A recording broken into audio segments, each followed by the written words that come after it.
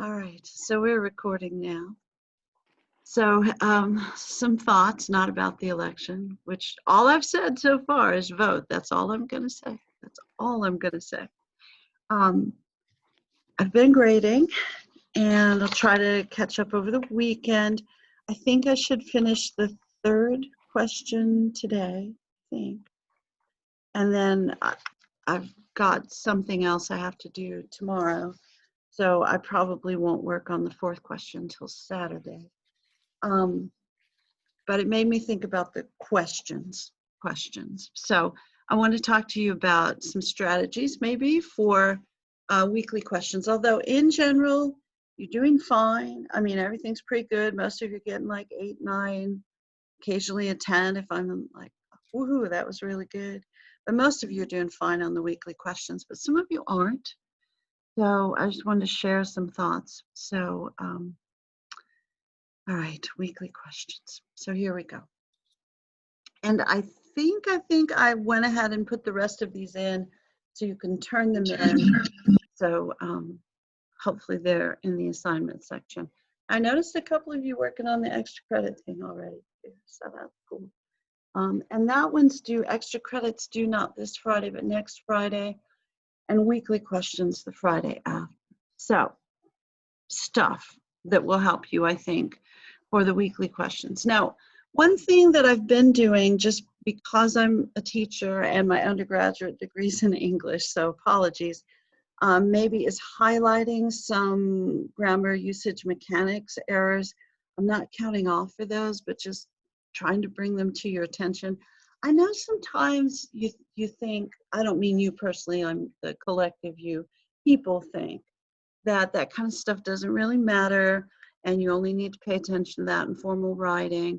Well, at this point of your academic career, just pay attention to it all the time. Plus, the one thing that's really cool is almost every program you use that you type into gives you some clue that you've made an error. I mean, it does for me, so I assume it does for you, and I'm not very high at that. So if it gives you a clue, click on the clue, and it might even tell you how to correct the error.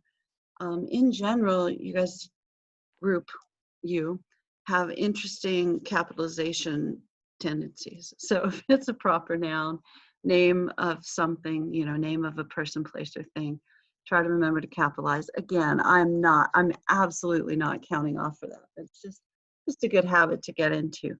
A couple of you are borrowing pretty liberally from sources and not giving attribution. You're not telling me what source you used.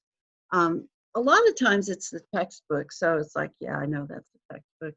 But you want to make sure that enough of your answer is your own writing or opinion that it's yours. So, you don't want to just quote. Some of you are still doing bullet point kind of answers, and the problem with the bullet point answers on essay questions is you really aren't getting to the analysis section of the answer. So you tell me what happened, but I'm not getting from you why it mattered. So you're not incorporating that into a conclusion or a thesis. So, just the facts is not what we're looking for. I mean, it's the start of what we're looking for, but, make sure that you end up with a conclusion or a bit of analysis as well. Also, if you answer a question, you don't use any specific details or examples, that's not cool either. So make sure that you have specific examples that help show your general conclusion. So you don't want just specific details without a conclusion, but you also don't want a conclusion without specific details. Oh, somebody's chatting. Okay. All right, so 8s and 9s, that's kind of what I'm talking about. Like if you're at that 8 or 9 point, you may just need another specific example, or you may need to go ahead and make that final conclusion. Trying to think the question that I'm currently grading from last time is about the Great Depression. And I asked what the causes of the Great Depression were and what were some things that were done before 1932 to help solve the Great Depression, and were they effective? So lots of people talked about things that were done. to help solve the Great Depression, but no discussion about whether they were effective. And some people are talking quite a bit about FDR, who takes office in 33. So sometimes you're leaving out a little section of the question. I see that from time to time. Now, I think with this week's questions, or this unit's questions, you know, the first one, pretty general stuff. So you just find your own examples in there that show what was good about the war. And of course, when people talk about World War II as the good war, it's because, you know, the cause is so cut and dry on this one. There's no, well, I don't want to say there's nobody, but there are very few people that look at what happened in World War II and go like, you know, that Hitler, he really wasn't that bad. So, I mean, this is one where there's general international agreement. I know that there were 3 people in the Axis, or 3 countries in the Axis powers, but there's general agreement internationally that Hitler needed to be stopped. So, you know, the part of the reason it's the good war is because the cause is so easy to agree on. But that doesn't mean, of course, everything that happened in it was good. And I assume when you answer this question that you will talk about racial inequity, or you'll talk about Japanese internment, or segregation within the US military, or you might talk about, you know, how the Soviets free certain countries, but then install dictatorships. So, and again, since it's a US history class, I assume you'll talk more about US stuff. So that makes sense. But I do think sometimes when you're getting the 8 or 9 and not the 10, it's because you might be leaving out either a part of the question, or you're not making that final conclusion. So, or bit of analysis. So tell me, was it good or was it bad? Sometimes you guys are doing like the big, this was the most important thing in the world that ever happened kind of conclusion or introduction, and sometimes that's too much as well. I don't know, maybe this is trickier than it seems. But I would also suggest you like, excuse me, I think in that question that I'm grading right now about the Hoover's response essentially to the Great Depression, I said that it's important that you talk about the Reconstruction Finance Corporation or the Federal Farm Bureau, and a couple of you didn't talk about either of those. So if you talked about everything but those, I don't know, it kind of bugs me when I say it's really important for you to do that, and you don't. That distresses me. Also, there are a few of you who will say stuff like, well, from what I remember in high school, which is lovely, but you don't go beyond that. And if you're not looking at your textbook or paying attention to the lectures and maybe gathering something from there, that'll distress me as well. But most of you, oh, sorry about the sound. Do you think it's my end? I hope not, because I have no technical skills at all. I apologize for that. Goodness, I already forgot what I was saying about. Oh, most of you are doing a pretty good job of using specific examples from the lecture notes, and the textbook. But my complete expectation is that you're looking in your textbook for examples. And, you know, once again, I've listed what chapter that you need to look at. And if you look in the index, you should be able to find it. Also, I know, I mean, it's pretty clear for a few of you that you don't have a textbook. Those links, I know that one of those links only gives you as, I think, a trial of 2 weeks for the online book. But one of those links, you can download the whole book. And I know that may not be the thing you want to do. However, at this point, you probably need to do it. Okay. Is everybody having trouble with the sound?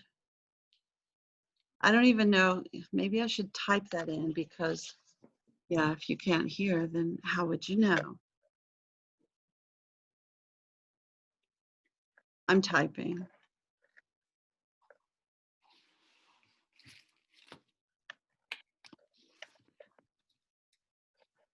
That is tricky too when Zoom just goes down, isn't it? I don't know how the world conducts business now if Zoom goes down. So on the World War II question for Unit 3, I know I just asked if you're having trouble with the sound and then just kept talking. And yeah, I don't know if you're having trouble on the sound issue. I don't know if, you've got to refresh or something. I'm so sorry. Okay. But on the World War II question, find some specific examples and just be sure that you answer each section of the question. I think that one's going to be the easiest one of this group. On question number 2, Cold War, good and evil, talk about how that happened, give a few examples that show that. And, that can be some of the, you could talk about the Korean conflict, you could talk about the long telegram, but you could also talk about McCarthyism. You could talk about the Rosenbergs. There's lots of things that you could talk about, but you'll want a few examples in there. And then historical consequences, you'll want to talk about development of Cold War, mutually assured destruction, nuclear arms race, military industrial complex, that kind of stuff. Oh, do you want me to leave and come back in? I mean, I can do that. Or do you think the individual person? Oh, got it. Okay, sorry. All right. For number 3, I think, number 3, I think when you answer this one, this is a little more complex, but I don't think it's hard, if that makes any sense. I think number 3, why does the civil rights movement happen in the 1950s instead of the 1870s when you might expect it? There's a lot of conditions that had to develop, plus there's a fairly important court case, which we'll talk about. And World War II, lots of people of color who were drafted and gained leadership roles and saw what life was like overseas. Plus, you've got technology and media, and there's a lot of reasons. So that one, when we go over that chapter next week, we'll find some specific examples. And then on number 4, you've got a big general one as well. So I think your key to all of these is making sure that you find a few specific examples, and don't just tell me what happened in your example, explain how it really relates to the question. So, for example, the causes of the Great Depression, you might some people are saying, well, the economy was bad. Okay, you've got to be more specific. I mean, clearly, if there's a Great Depression, the economy's bad. Some of you are saying Hoover had bad ideas about the economy. It's like, maybe not. I mean, his ideas were pretty mainstream for the time period, but explain what those ideas were and why those ideas were bad. Okay, so it's details plus conclusion. All right, I feel like I've talked about that enough, maybe even too much. And Rose, I'm sorry about the difficulties that you're having with the technology. Sounds like my life every day. Okay. Somebody forgot to unplug their phone again. I don't know who it was. All right, let me find the notes and go and, okay, they stopped calling me. All right, so I think we stopped right about here with creation of NATO, following the Berlin airlift. So just maybe a quick reminder about the Korean conflict today. I was going to say there's no Korean conflict today, but there really is. But we're talking about the one from 1950 to 1953. So during Truman's presidency is when this happened. So it starts at the end of Truman's, I would say, second term, but you know that he's finishing most of FDR's term. So North Korea, with the help of the Soviet Union, invades South Korea. South Korea goes to the UN and says help. Most of the member nations of the UN Security Council and General Assembly say, okay, we'll help you. And they form a multinational military, it's not a unit, but they form a multinational military force that the goal is to push the North Koreans out of South Korea. Now, part of the leadership, a large part of the leadership is US, including General Douglas MacArthur, who wants to completely push the North, not just out of the South, but also gain control of North Korea as well, which goes beyond what the UN had suggested, or not suggested, but had mandated. Also, because this is a UN directed operation, it's never, in the US, it's not seen as a war because there's not a declaration of war. It's a military action or police action, and just, I guess, officially called Korean conflict. It does last for about 3 years. As we mentioned last time, about 2 of those years include fighting that's a stalemate at the 38th parallel, which is essentially the border between North and South Korea. And we looked at the moving map, which I think, I forget, one of these 2 links goes to the moving map. So, that shows you that it starts off with North Korea controlling almost all of South Korea. That changes very quickly within 3 or 4 months to where the southern forces control almost all of North Korea, and then kind of settles back in at the 38th parallel, where there's a stalemate for many years to come. Yeah, China definitely will send in several 100,000 troops as an assist, which is why you have that reversal between November and December of 1950. Yeah, so you're exactly right about that. So thanks for bringing that up. So you've got more military facts. That's outstanding. Okay. And yeah, it's tricky in a nice survey class because we don't talk about military stuff as much as lots of people would like. So, but you've got a couple of years of stalemate, and then Dwight Eisenhower runs for president. And part of what he promises in the campaign is that he will go to Korea and bring an end to the war himself. Not meaning in a Chuck Norris way, but in a Dwight Eisenhower sort of way, where he'll negotiate, where he'll help arrange troop movements, that sort of thing. And he certainly has the background to do it. You remember that he's a major general in World War II, that he organized the D-Day assault, and that he's the supreme Allied commander in the Atlantic campaign.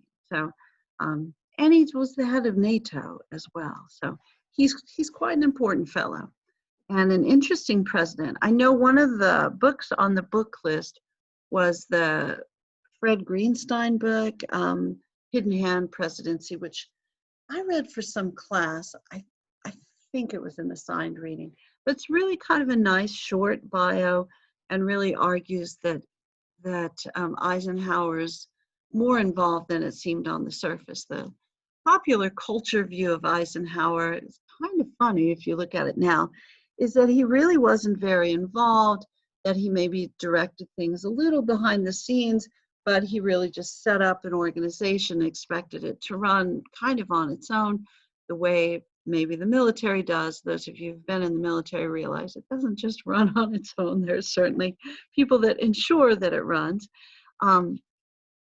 But the thought was that he wasn't very involved in day-to-day decision making, and that really what the complaint about him was is that he spent a lot of time playing golf. So he was more on the golf course than he was, in negotiating rooms and things like that, which, was unlikely to be true. But he did apparently golf more than the average president. But you'd also just had a president who was paralyzed from the waist down, and also was working his way through the Great Depression and World War II, and then followed by Truman, who wasn't that social, I guess, in that way anyway. But the book that really argues that Eisenhower did manipulate things behind the scenes. Maybe that's not the right word, but maneuvered things behind the scenes to get the results that he wanted, but just wasn't very showy, I guess we'll go with, in how he went about things. Kind of an interesting book and relatively short as well. But again, on the book review, which is due in a month from tomorrow, I think your best bet on that is read something that would be interesting to you. So if Eisenhower's not interesting to you, don't read that. But Eisenhower does get elected. And I know that I mentioned this last time, but one of the curious things about Eisenhower is that both parties really begged him to run for the presidency. So that's a sign that he was highly respected and that no one really understood what his political views were. It's also a time period where the Democrats and Republicans are very similar, my opinion, which is shared by most historians and political scientists. So I'm not going out on much of a limb here, because let me ask you a question. This is almost a political question, but not quite. When you think of Democrats and Republicans, what do you see as the differences? Or what do you see as the difference? So if you were thinking of the Democrats, and you can type this in or say stuff if you don't mind, I'll stop the sharing for a second. But when you think of Democrats, what is it you think that they stand for? And I'm not trying to be rude or anything, so this is not where I want you to say like Hunter Biden's laptop or something, although you can if you want, I suppose. But what are the core values of the Democrats in the modern era? What sort of changes do they want? Where do they want power? Where do they want spending? That sort of stuff. Do you have any thoughts about that?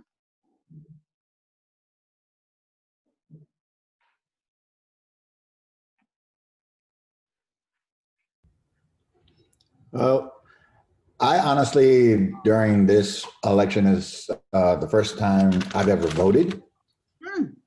And so it was the first time I've actually watched the debates. And I really didn't, I know that there's a representative for Republicans and a rep for Democrats. And that really didn't weigh much with me since I don't claim either. So what weighed most with me is, what have you done and what are you quote unquote promising to do? Okay. And I think typically people who don't like the way things have been going are going to vote for the opposite. And for those that like how things are going, they're going to stay with the status quo. Yep. There's all sorts of data that backs up your assertions. So I think you're right about that. And Brianna, I'm with you. I think both parties are a little sneaky. So certainly the Democrats now are pushing that they're the party of good manners, at least. No, you're right about that. That the current president, that he's kind of a rough tweeter, which he certainly is, and he would own that as well. And that with Joe Biden, you've got the man of compassion, that sort of thing.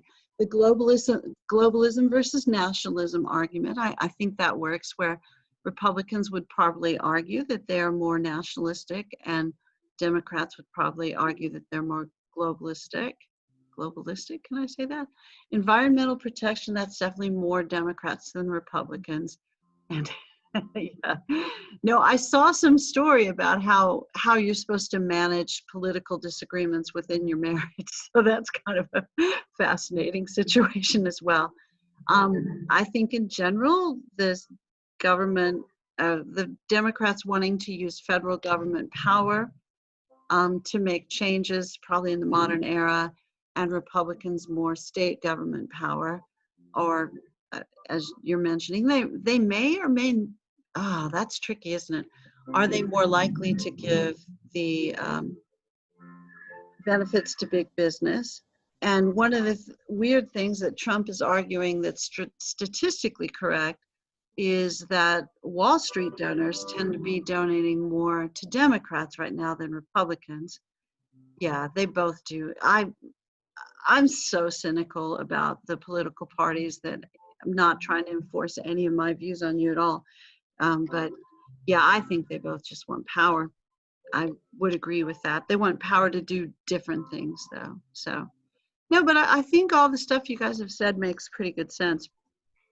The trick is in the 50s, like right now, I don't know if you have an impression which um, party might be better about supporting the military. Do you think that there's one party that is more supportive of the military than another? And I know for a long time, yeah, expanding government in ways that you, oh, yeah. And I think a lot of people just traditionally think Republicans are better about supporting the military. Although if you've been in the military, I've many friends who've been in, and I would say that my military experience friends are about 50-50 on who they like. And I think a lot of that has depended on when they served and how long as well, which is kind of interesting. And also their age. But in the era that we're talking about, both parties kind of thought the same thing. Both parties were very pro-United States. There's no globalism going on in the 1950s, really. There may be a slightly different opinion about the best way to proliferate nuclear material, nuclear knowledge, but both parties are pretty nationalistic during the 50s. Both parties are extremely anti-communist because, you'll see a Democrat prosecuting the war although I just said it wasn't a war, in Korea, Truman, and then you'll see a Republican, Eisenhower, doing the same thing.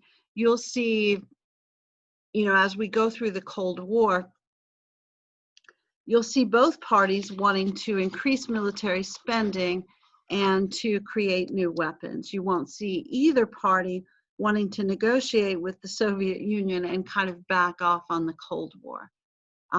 Both parties are going to push for increased education, increased federal funding for education during that era, but it's primarily for the Cold War, because the thought is our math and science teaching is weak during that era, which is fascinating if you think about it, because that's the era where we invented all the cool stuff that leads to all the cool stuff we have now, the computer technology, that sort of stuff. And that generation had just created some crazy weapons. You may or may not, I don't know. I'm going to say you may or may not like what they created. I have no idea, what your feelings about those would be, but the technology that created those is fairly impressive stuff.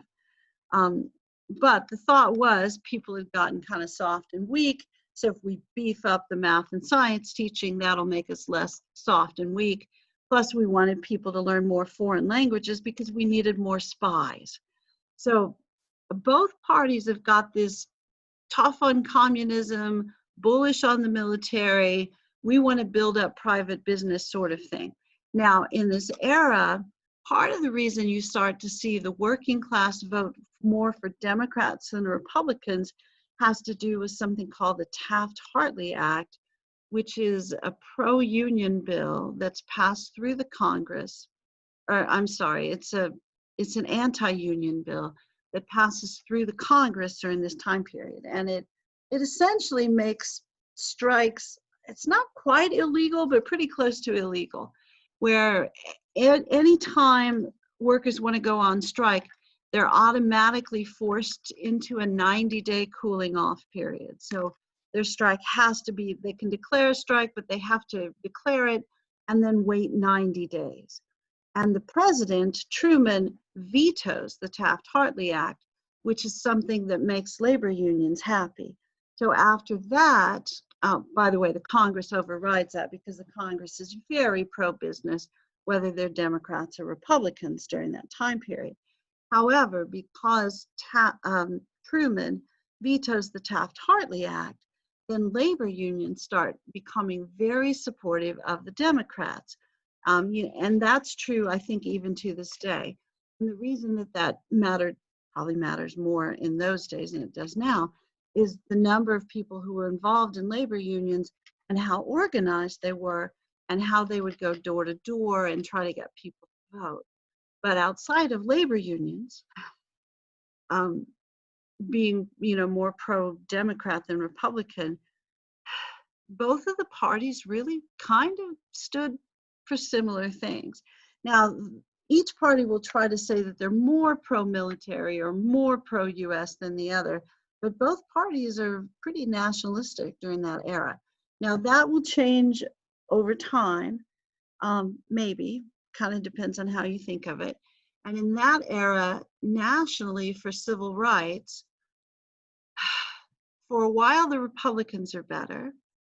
And then in 48, you see the Democrats split over civil rights, which will change the national platform about civil rights. But regionally, in the South, the Democrats are still the party of the Klan. So I don't know. I was trying to clear up politics in that era, and I think I may have just made it worse. So I'm going to go back to the notes and try not to make stuff worse. All right. But yeah, I do think you're going to find people in the military that support either party. I think that as well. I go to an evangelical church, which those are people who really like the Bible a lot. And our pastor was a career Air Force fellow, and his father was intelligence army officer who specialized in chemical weapons. So he occasionally will talk about military stuff in his sermons and talks about how it probably doesn't make sense to nationalize your religion, which I think is very interesting. But during this era, this is the era where we add God to the Pledge of Allegiance.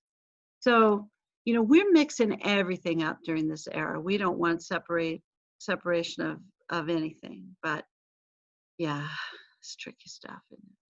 Okay, and again, my goal here is not to try to bring up politics or religion, but goodness, in the 50s, all of that stuff is supposed to be mixed up. And part of the reason that we're okay with combining politics and religion in the 50s is because communism, as we discussed last time, is both evil and godless. So we have to emphasize that we, as the United States of America, are neither evil nor godless. So there you go. All right. So we had mentioned all the details, I think, of the Korean conflict last time, so I should probably go on. But really the game changer, I know, well, Eisenhower doesn't like stand up and take credit for stuff because he's not really like that. But he did say, he would go to Korea and end the war himself. Probably the most defining reason that the conflict ends is that Stalin dies, and that push to support the conflict with Soviet dollars and Soviet weapons dies with Stalin, because most of the people on the Politburo, people within the Communist Party, disagreed with Stalin, but didn't want to tell him because of that whole death thing. He tended to have people killed who disagreed with him. So, all right, so once he dies, then Khrushchev comes out and says, all the evil stuff that happened during Stalin's reign, that was him. We need to end the cult of Stalin. And then people felt free to say, like, bad expenditure. So the Soviets told the Chinese and the North Koreans, you guys keep the stuff you have. We're not sending any more. And you're on your own. And they said, hey, let's stop fighting. Okay. The US is okay with decolonization, mostly because we don't officially have an empire. What we do have, we're going to change people's rights within those territories or grant independence, like to the Philippines. Our European friends are not on board just yet. All right. So more of the cultural stuff. I feel like I went on a little too long about politics, so I'm sorry. Okay.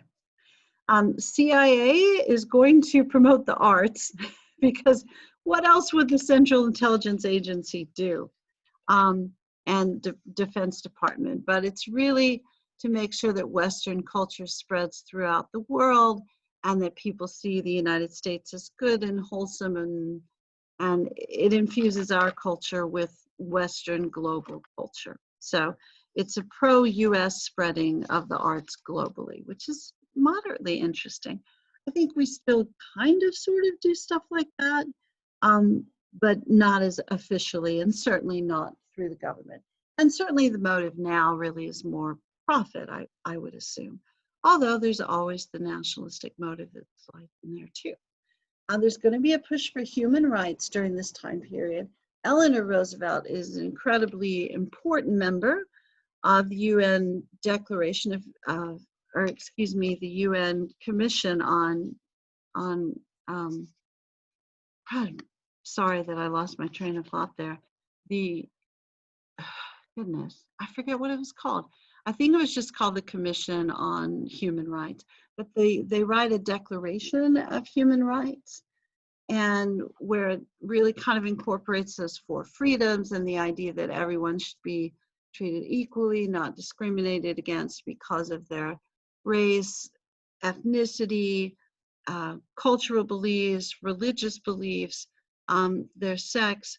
So Eleanor Roosevelt helps to write that declaration. There's no planned enforcement, and they talk about this a lot, but if you plan to enforce this Declaration of Human Rights, then that military force will be engaged 100% of the time. Plus, part of the reason the United States, not terribly in favor of it, is that we still have a little issue with segregation in the United States at the time this is written. And we really don't want the UN sending troops into the United States to solve our segregation issues. We figure we'll solve those or pretend we don't have them, one or the other. And we'll do both, which is weird. And we'll do both simultaneously. And you know probably how that works. If you don't, we're going to talk about it a lot in the next chapter. Harry Truman becomes very pro-equal rights and civil rights, and in a very surprising way. I know that I had mentioned part of the reason he's picked as the replacement vice president for John Gardner Nance is because he's seen as a pro-segregation kind of guy from a segregating state. That turns out to be not exactly who he is. Your book, Foner, author, is going to argue that this is because he really wants to win re-election, and he sees that being pro-civil rights is a safer position and more likely to help him win re-election. What it's going to do is split his party as well, and it certainly does. So Truman organizes a commission to study issues of civil rights within the United States and to issue some recommendations. Their recommendations are published in a document called To Secure These Rights, which of course is part of it's part of the Constitution. And it talks about one of the purposes of the Constitution. So what the commission recommends is desegregate everything. Now, Congress is not up for that. Congress has no desire to desegregate everything. So the president will desegregate some stuff by executive order. And as you're probably aware, a little while after this, the Supreme Court will desegregate a couple of very important things through court cases. So Truman's plan, also his domestic agenda, is called the Fair Deal. And I know some of you are going like, how many deals do we have to have? There's really 3 deals. You had the Square Deal, which was Teddy Roosevelt, which was really just to use the government to be a fair arbiter or arbitrator, whichever you like, between business and workers. And then you have the New Deal, which I know you recall because we just talked about it, the plan to end the Great Depression, and that is FDR. And the Fair Deal is the plan to end poverty. It's really to extend some New Deal programs in an era where the country's really kind of generally wealthy. And I don't mean that, you know, we have 8 zillion millionaires or anything like that. I mean that the income expansion is seen through the upper class, the middle class, and the lower class, and we have fewer people in poverty in this era. So the idea that we could use government funding to end poverty is probably most possible in the 50s and 60s because we have fewer people below the poverty line. So the thought was, if we had New Deal type programs for people below the poverty line, we could lift those people above the poverty line and essentially end poverty in the modern era. And this would include public works jobs, you know, those kind of jobs where you build bridges and streets and do infrastructure repair, that sort of stuff. And that would also give people on the job training for a lot of the construction and labor type jobs so that they, you know, would have a career or could build a career that way, and universal health insurance. So poor people could get health care. And people didn't necessarily have health insurance as much during this era. You just paid for stuff as you got services. But it also meant that if you were poor, you didn't go to the doctor. I guarantee you, being from the Ozark region of the country, yeah, that's the way my people are. You don't go to the doctor unless you're dying. And then, of course, and I shouldn't say that loosely, should I? But unless you're really sick, and of course, what we know in the modern era, and they knew it back then as well, that if you wait until you're really sick, sometimes it's hard to fix. So the thought was this universal health insurance would help poor folks get health care when they were only moderately sick, and then they might get well. If you're wondering, is the country okay with that? No, that's why we didn't get universal health insurance in that era. That's seen as too much. It's a little too socialist. It's a little too expensive. Also, we're still not sure that government assistance to the poor would do anything but make the poor dependent on the government. You know, it's still a fairly conservative era, so suggesting that was not super popular. But it did get people thinking about it a little and mostly rejecting it. The desegregation thing, oh boy. The response to the desegregation idea, the strong response within the Democrats is, let's get a segregationist to run against Truman. So they did. So a fellow named Strom Thurmond, who was a Democrat from South Carolina. And I know what some of you are thinking, because some of you follow politics. You go like, no, Serna, Strom Thurmond was a Republican. That's later. At first, he's a Democrat. And he's probably a guy that, I don't know if either party really wants to claim him, because he was a very high-level member, like national officer in the KKK. But the Southern Democrats completely reject this idea of desegregation that's brought about by a Democrat. And they go like, no, we cannot have this. We have to have someone run against Truman for the nomination in 48. So the guy that runs is Strom Thurmond, runs as a Democrat, but he runs as a Dixiecrat, which is a Southern Democrat who favors segregation. And part of his platform is segregation now, segregation forever. Now, if you're thinking, well, my goodness, I bet South Carolina got rid of him. No, he served as a senator until he was 100, and I'm not lying. When I was in graduate school, which was a long time ago, I'm trying to think when I graduated, 2003, I had a fellowship, which meant that it's like a scholarship for graduate school because I was a great athlete or for some other reason. So I had this fellowship and I got to study for part of my master's degree at Georgetown, which is near DC, what's in DC. So, and part of that fellowship meant we got to go to the Capitol, we got to meet some senators, we got to meet some Supreme Court justices. It was extremely cool. And it sounds like I'm bragging because this is like history teacher Christmas. So when I was there, Strom Thurmond was still there. It's like, oh my gosh, Strom Thurmond, you will live forever. And he almost did. And I wasn't wishing ill on Strom Thurmond, but dang, that man lived for a long time. So he was still at the Capitol in 2003 and still really weird. My opinion, and very judgmental. But Strom Thurmond definitely opposed desegregation. He was a segregationist. What else was I going to tell you about Strom Thurmond? Oh, you could, yeah, you could read a book about Strom Thurmond and you would find out some weird stuff about Strom Thurmond. Like when he's running for president as a Dixiecrat, he is having an affair with a black woman, and I'm not lying. And you know how we know this? Because there's no birth control back then. So they have a child. Yeah. And then the year that Strom Thurmond died, which was after 2003, but not much, I remember there was a press conference with this elderly black woman. Remember, Strom Thurmond dies at age 100. So there's a woman who's late 60s, African-American woman who lives in Los Angeles area.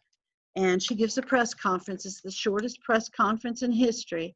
And she says, yes, Strom Thurmond was my father. No, I don't want to talk about it. And that was it. Oh, my goodness. Strom Thurmond, what the heck? Okay, can you believe people are that hypocritical back then? Definitely ironic. Yeah, oh my goodness. All right, so Strom Thurmond. Oh, and was he a good dad? What do you, would you like to be a black woman whose dad was one of the leaders of the KKK? That's a really bad comedy sketch. Yeah, but weird stuff. Apparently he paid for all the stuff, but of course he didn't. He visited once a year. Wow. Anyway, what a weird story. All right. Because clearly the country is not ready to desegregate. Oh, by the way, Strom Thurmond doesn't win. I know that you noticed that. Truman got reelected. Thurmond's going to win 4 or 5 states. I bet you can guess which some of them are. South Carolina, Georgia, Alabama, Mississippi, and Louisiana. And I know some of you just, yeah, that would make a weird TV show. But yeah, some of you are just relieved that Texas wasn't one of those states. Texas is never one of the states that votes for, there's 2 guys that will run for president in the modern era with segregation as their platform. This guy in 48. And then we have another one in 72 because 68 and 72 because we still need segregation then, or because the South won't give up. It's probably that one. Okay. But Texas doesn't vote for either of them, so that should make you feel a little better. All right. Truman says, you know what? We got to desegregate something. And I know the country's not ready and we don't want to have a civil war, but we got to start somewhere. So he starts with a place. People follow orders, the military. Now, when he desegregates the military, Eisenhower is in charge and he's not very excited about the order to desegregate the military. He's going to do it because it's the military and the president is the commander-in-chief. So I think it's moderately interesting that what you see as far as desegregation starts with the executive branch first, and then you'll see it move to the judicial branch. You'll see the Supreme Court desegregate public schools, and then you'll see it move to the federal branch of, it's really more executive and judicial, and then eventually kind of slowly move to the states, but very slowly. And then there's pushback. All right. Other stuff that's going on during this time period. We don't like communism. So if you have ever been part of the Communist Party, you're going to be outed during this time period and you could lose your, so there's going to be a Senate committee to weed out communists and the House Un-American Activities Committee. That is headed by, goodness, I'm going to get this backwards. HUAC is headed by Richard Nixon because he's a junior congressman from California then. And then the Senate committee for a while will be headed by Joseph McCarthy. The Hollywood 10, you could read a book about that. You might be interested in those folks. These are people who were screenwriters, producers, that sort of stuff. There are a few actors, but they're mostly screenwriters, producers, those sorts of folks who, when they were in college in the 30s, were involved in communist organizations because, you know, it's the 30s and it's okay and it's college and that sort of thing. But it's not as okay in the 50s. So they'll be ahead of these Screen Actors Guild, which is the union for actors and writers and stuff in Hollywood. And the head of the Screen Actors Guild during this time period is an actor named Ronald Reagan. You may have heard of him. And when he gets called before HUAC, they ask him if he knows of anyone who was currently or had been a member of the Communist Party. So he names names. You may have seen, my husband really liked to watch Seinfeld, and there was some, I did not, but I'm not funny. Yeah, my husband had a sense of humor. I just like history. I'm not funny at all. But there was a Seinfeld episode where they went on about people naming names, but that's really a reference to HUAC. And people whose names got named also got called in front of the committee, and they were asked to name more names so that they could be investigated by the FBI, possibly the CIA if they were from foreign countries. And they were likely to lose their jobs, their reputations, be blacklisted, that sort of thing.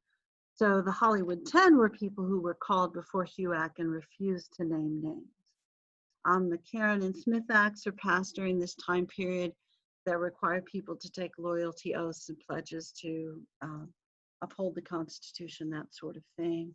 We'll add God to the Pledge of Allegiance during this time period.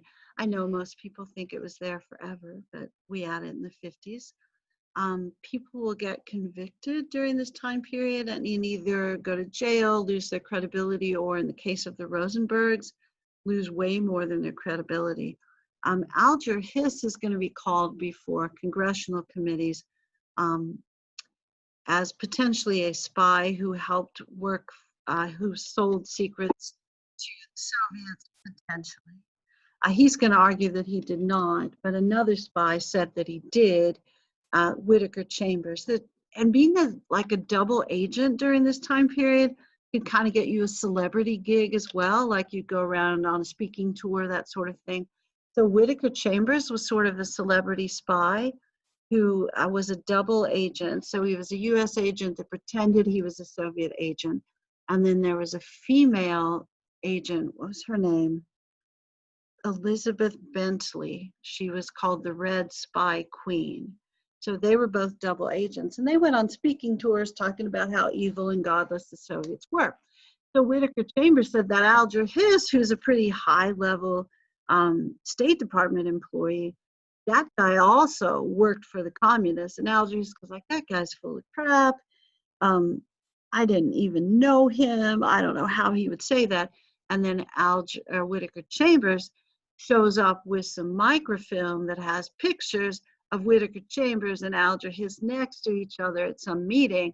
And then they go, aha, Alger Hiss actually knew Whittaker Chambers. Now, if you like reading about really weird and kind of stupid stuff, Whittaker Chambers hid the microfilm in a pumpkin.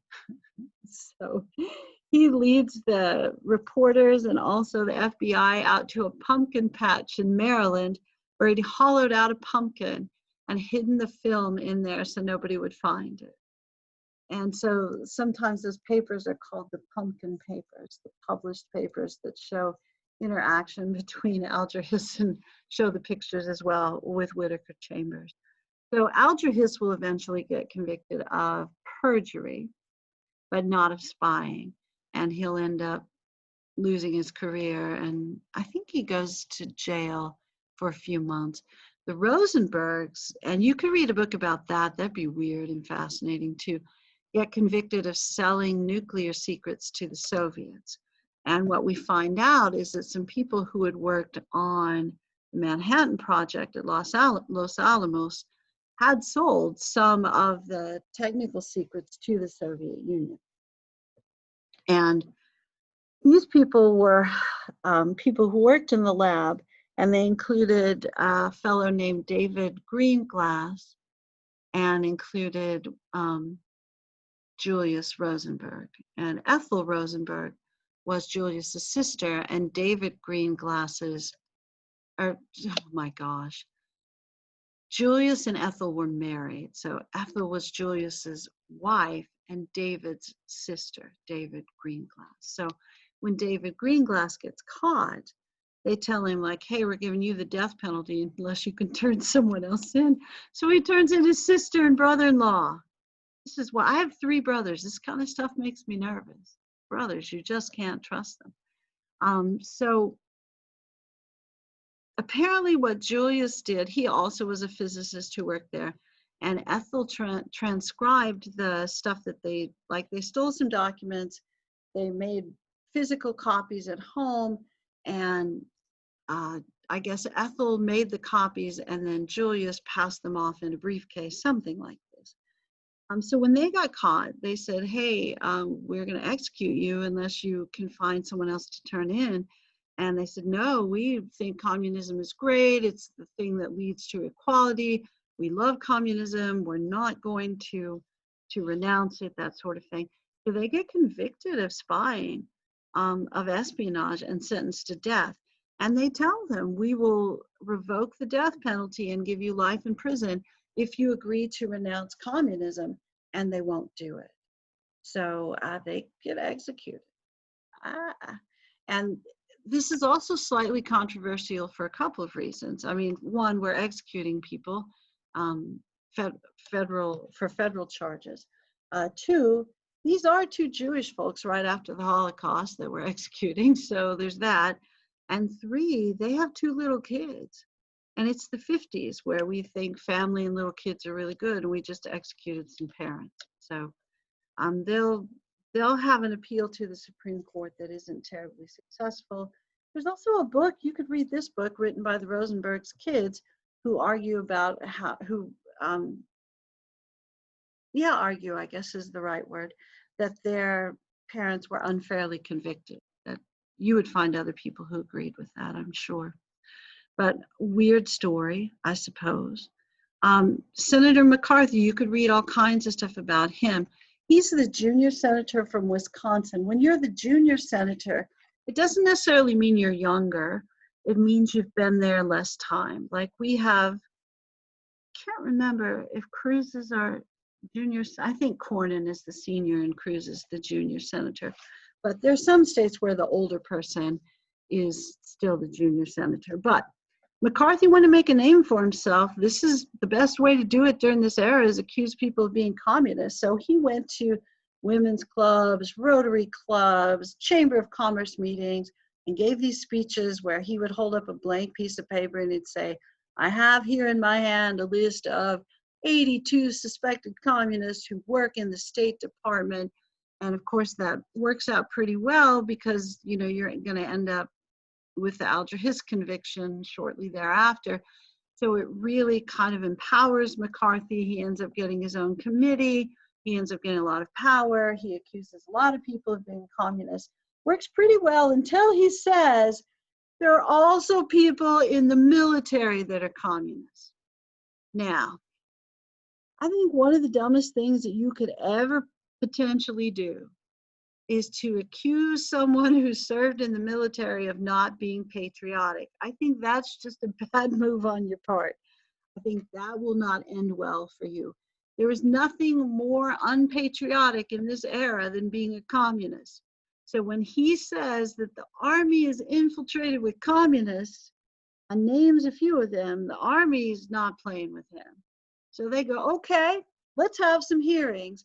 And they hire really the best lawyer of the era, a guy named Joseph Welch, or one of the best lawyers of the era, to present their case and to oppose McCarthy at these hearings. So the Army McCarthy hearings are televised. And I think they might be in one of the links that I gave you on the review list.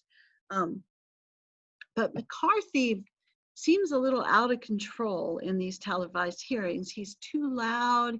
He kind of slurs his words. He seems to forget stuff. He smacks the podium a lot. Like he's just, a little off. What people start to say is that he's an alcoholic, that he's drunk while, during these hearings. And then people start to talk a little more about his personal life. And what they noticed is here we have a guy in his 50s who's unmarried and not dating. Now, there's only one reason in the 50s that you're going to be unmarried and not dating, and that's that you're gay. That's the only thing it could be. Now, in that era, you know, you're not out if you're gay. I know, I mean, I've studied history. There's like five people that maybe were bold enough to say like, hey, I'm gay. But most people are not, because it's not socially acceptable in the 50s. It's immoral, amoral, it's all, you know, it's all the bad stuff that people would associate with being gay. But it's also this, it makes you more likely to be a communist. It's a weird thing to think about. I know you're going like, that doesn't make sense. But here it is, in the 50s.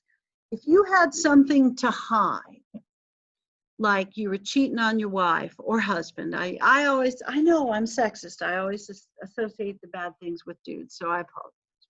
So if you're cheating on your spouse, or you're addicted to something, alcohol or drugs, or you're gay, if you have something to hide, the Soviets, who are evil and godless, will find out about this. And the reason they'll find out about it is they want to use it against you to force you to spy. So you're more in danger of being a communist spy if you have something big like that to hide. So the thought was, he's just gay, so that's why he's telling everybody else that they're a communist, because maybe he's a communist. So then after those rumors start, he gets married really quickly to a woman half his age who's a staffer, and then they can't have a baby. Well, that also must mean that he's gay, because he can't produce a baby. So they adopt a baby. About that time, Army McCarthy hearings happen. He gets censured, and then he dies of cirrhosis. So, you know, the rise and fall happened pretty quickly for McCarthy. That could be potentially really interesting stuff for you to read about for your book review as well. This is also the reason, have you had an English class ever with where you read, what do you read? The Arthur Miller stuff, Crucible, all the We Hate the Puritan stuff, almost all of that stuff, not all of it, but almost all of that stuff is written during this time period. And the reason that's written during this time period is you can't write during this time period, I hate McCarthy and McCarthyism, this is all a, you know, witch hunt, it's all unfair, because then you get called before the Congress. However, you can write about Puritans burning witches at the stake, or whatever, they'd thrown them in the water, whatever Puritans did to witches. You can write about that and get away with it. And it's a way for you to complain about this McCarthyism that you see without being harmed by the McCarthyism that you see during that time period. All right. Yeah. So anything that makes you different could potentially make you a communist, which is also why people thought civil rights leaders might be communists. Now, I've already told you that I grew up in a weird section of the country. I know every section can be weird. Joplin, Missouri, gateway to the Ozarks. You know, it's like the Appalachians of the Midwest. It's a country place, and I'm not even gonna say it's a fairly segregated place. It was a very segregated place. It's George Washington Carver's from that area, and Langston Hughes is from that area, and yeah, their childhoods weren't just wonderful growing up there. But there's a reason I was going to tell you this. I asked my older relatives when I started studying this period of history in college, and I said, hey, I'm reading about Martin Luther King Jr. and how some people thought he might have been a communist. You guys were younger when he was in his heyday, you know, because he dies in 68. I'm born in 66. So, you know, it's not like I knew him or got to see him on TV. And of course, you know, he was thought of as a hero for my generation and beyond. So I asked my older relatives, like, Did you know anybody that thought he was a communist? They all go like, yeah, we thought he was a communist. I'm still not sure he wasn't. It's like, dang.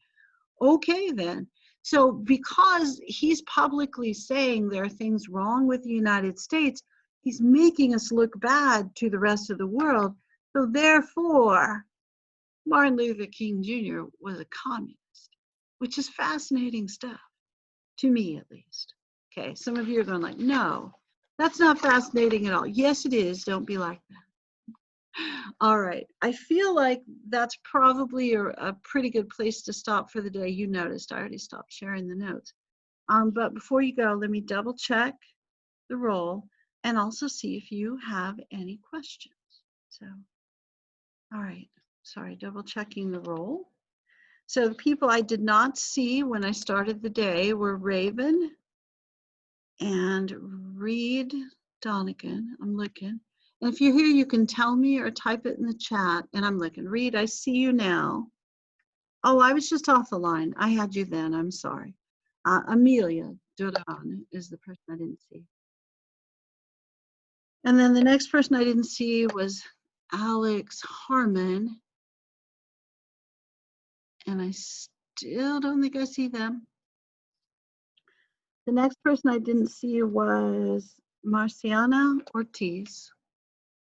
But I see you now. I don't know how I missed you the first. Oh, wrong line again. I'm having trouble seeing today, aren't I? It was Jackson Rayborn. So apologies, Marciana. And I don't think I see Jackson. Really not. Okay. Two more people. Nick Valley. So let me scroll down and make sure. And then Karma Tula and Kevin Zuniga. Everybody else, I counted you here. Okay. Oh my goodness, there's 10 things in the chat. Let me check. Okay.